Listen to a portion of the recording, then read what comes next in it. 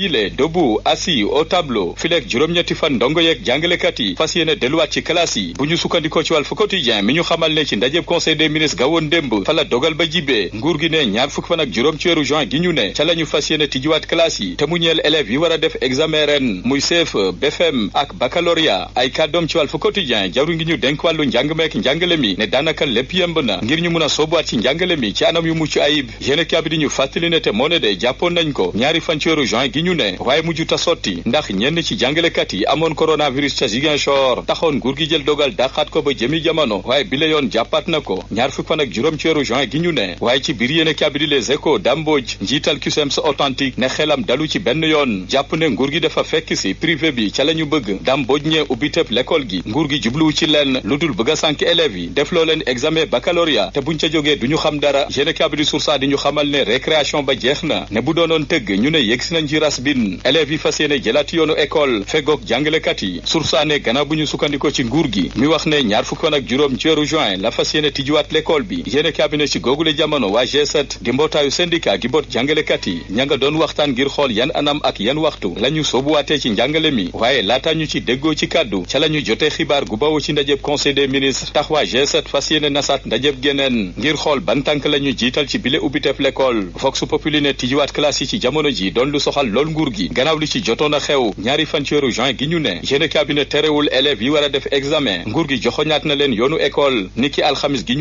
tribune ne lu jëm ci njàng meek njàngale mi mel na ni njiitu réew mi Macky Sall day toppandoo Emmanuel Macron yéene cabinet yàggul dara France jàpp na ñaar fukk